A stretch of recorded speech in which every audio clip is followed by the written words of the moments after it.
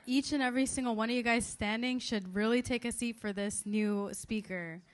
It's actually her first time doing this, so I think we should all give her that round of applause. Everyone, round of applause. Okay. So, we're going to have Afra Nehal come and do a little speech about mastering MVPs and the idea of execution.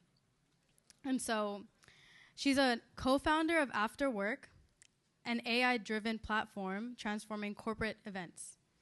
As a seasoned founder, Afra understands the journey of turning ideas into a reality. And so today she's going to share very, very essential insights. So let's all give her a round of applause. Afra? I think we need to go a little louder, guys. Come on. Yep. How's everyone doing today? All right, that's kind of weak. And because everyone's done it twice, I'll do it again. How's everyone doing today? Salam, everyone. My name's Afra Nehal, and I'm the co-founder and COO of Afterwork. For the past few years, I've been, can you hear me okay? Okay, great. For the past few years, I've been building startups and advising young founders on this truly unpredictable journey of entrepreneurship. My mission is to build meaningful connections, especially within the Muslim community, and bring people together. Since moving to San Francisco in 2018, I've had the privilege of hosting over 1,000 Muslims in my very cozy apartment and backyard. As a Muslim female founder, I'm not just carving this path out for myself. I'm bringing all of you along with me on this journey.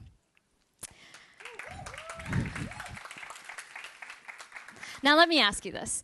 How often do you hear of success from first-time founders? Not really often, right? And there's a reason for that. It's because the possibilities are endless, and it ends up being kind of paralyzing because of how overwhelming it is. Mostly you hear of second or third time founders with success, but what we don't realize, it's not their second or third attempt. It's actually their 10th, 11th, even 12th venture. Each one, each idea, each MVP, whether it's a failure or a success, is part of their evolution. And every time they do it, they get better. Building startups isn't about having one brilliant idea and executing it flawlessly. No.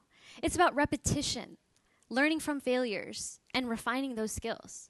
So when you see me here today as a co-founder of Afterwork, you may remember my previous ventures like Chitchat or Accent, but what you certainly don't remember is Scarf Cycle, ATX Tapestry, IBM, and Salam Foundation. As insignificant as some of these projects may have been, each one taught me something that I carried on to the next project. Each one embodied my mission and the skills that I've been honing since I could walk. And it taught me one thing: build. Build often, build freely, build passionately. But most importantly, build something that is authentically and unquestionably you.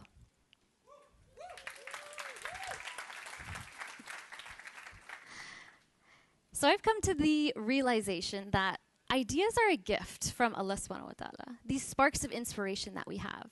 Your life lays the foundation for these opportunities to come about, where these opportunities are based on past experiences. And the real magic lies when you do something with that idea, when you nurture that idea, when you map out its potential and bring it to life. And making the idea tangible is the first step in turning that idea, that spark, into a flame. Whether it's jotting down thoughts on a notebook or scribbling on a napkin or typing it on your phone. If the idea speaks to you and it jolts some excitement inside of you, write it down. Before moving to San Francisco, I had hundreds of scarves collecting dust in my closet from my previous years of wearing hijab. I knew I couldn't be the only one with this problem. So I thought, okay, I'll write this down. Hijab, scarf, recycle. And that's how Scarf Cycle came about. Just a name and then a simple logo and a really basic social media presence with one call to action. Donate your unused hijabs, and I'll distribute them to a community in need. Easy enough, right? I felt as if I truly untapped the problem of sustainability, fast fashion, and Islam, all with a clothing item that people don't even tend to consider. The response was overwhelmingly positive. But then I realized the logistics were an absolute nightmare. I did this a couple times. I retrieved all the scarves that Austin probably had to offer. And then I realized I'm at the end of my road with Scarf Cycle. Take the chance and seize that opportunity. Opportunities often lie in plain sight in our everyday lives. Back in college, I saw how students, broke students, were spending $50 on a tapestry from Urban Outfitters. I mean, my mom would kill me if I spent $50 on a tapestry, which is basically a sheet. It took a while for the light bulb to go off, and then I realized this is just a glorified bed sheet, which means it's just printed fabric, which means I could probably make this, which means I could definitely sell this. With my mom's rich history and background in textiles, I thought, how hard could it be? And now that's the question that truly defines a founder, an optimist who's looking for an opportunity to act on. But back to the story. So I designed iconic Austin murals on a tapestry and posted them on a UT Buy Sell Facebook group. Keep in mind, this is finals week, and I absolutely avoided studying. So the result, just overnight, I had over 80 inquiries, and within a month, these glorified bed sheets had paid for a semester's worth of my tuition.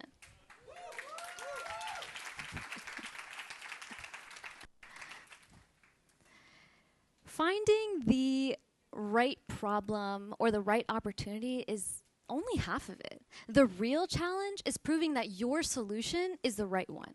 And sometimes simplicity is your best friend. In COVID, my roommate and I were confined to our small San Francisco apartment when Eid was coming up. We were separated by distance with our families and friends and couldn't really connect with them during Eid. And at that time, you guys remember, texting and FaceTime was so stale. Zoom fatigue was so real. And as a kid, my family always made me write happy birthday cards and thank you cards and all these kinds of handwritten notes whenever they needed. And eventually it became a part of who I was, writing a handwritten note whenever I could, sending it to my friends every year. And that's when I realized, in COVID, who wouldn't love a personalized note? And so that's what I did. I designed 4 greeting cards for Eid with a printer, some Scotch tape, and a neighbor's garage as a backdrop. I created these mock cards and posted this photo on Instagram with a Google form link to order and a Venmo handle to collect payments. No real marketing, no real website. But within 7 days, I had over 130 orders. And that's when we realized, okay, we're onto something. 6 months later, I quit my job at IBM as a client executive doing multi-million dollars in contracts for a greeting card company.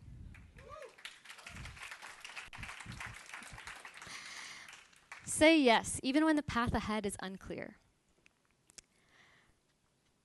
We're often told about, saying no and setting boundaries and how important it is. But when you're building something, saying yes could quite literally open doors that you didn't even know existed. At ChitChat, our greeting card company, Duolingo came to me with a request for custom gift boxes. Custom gifts for a company? I've never done that before. But without any hesitation, I said yes. And what started off as a modest $3,000 contract where we barely broke even evolved into me building a corporate gifting startup, Accent, which generated over $750,000 in revenue in just 6 months.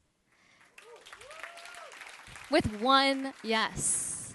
See, Dad, I told you I quit IBM for a reason. Knowing when to pivot. Passion drives us, and at Accent, every single day was an adventure.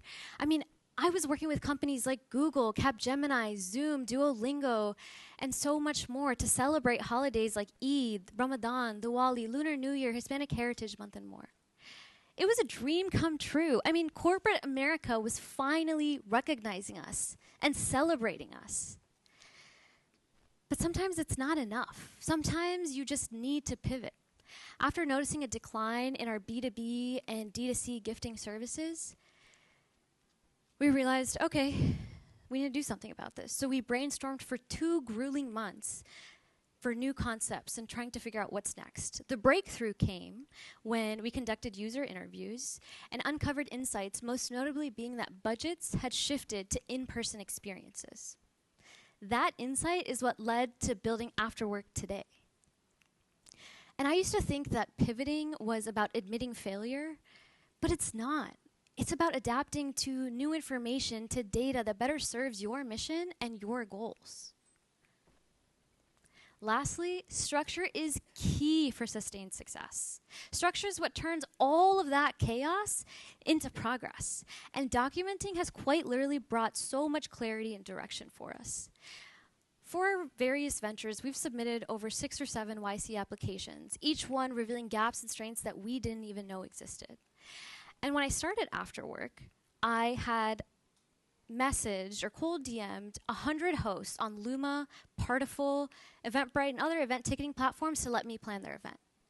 And it was because I was so tired of seeing the same happy hours, networking events, and tech events at bars and other environments that I myself and my community don't feel comfortable in. And also because I saw a lack of creativity in events. It didn't make any sense. And so I set out to learn more, and I did. But I also ended up planning over 75 different tech events for various companies. And from all of those learnings, last November, we launched an AI vendor and venue matching tool based on your event. It got over 2,000 users in just 1 month. And from all of those learnings, we set out to build an entire SaaS platform that uses AI to generate your event for you. And that's what Afterwork is today.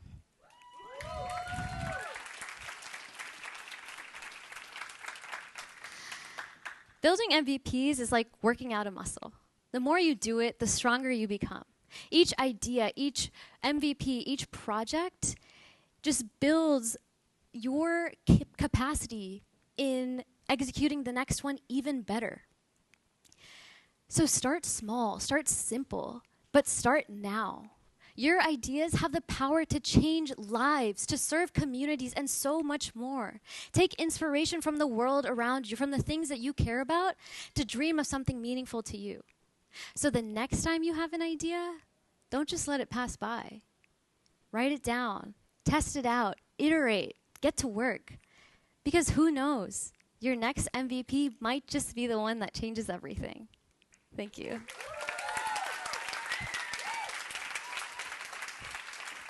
Beautiful. Thank you so much. That was amazing. Wow. I'm definitely going to have to connect with you later, okay? Thank you. Everyone, give her another round of applause. That definitely motivated me to really start small and start using my creative outlet as well. So thank you for inspiring me as well.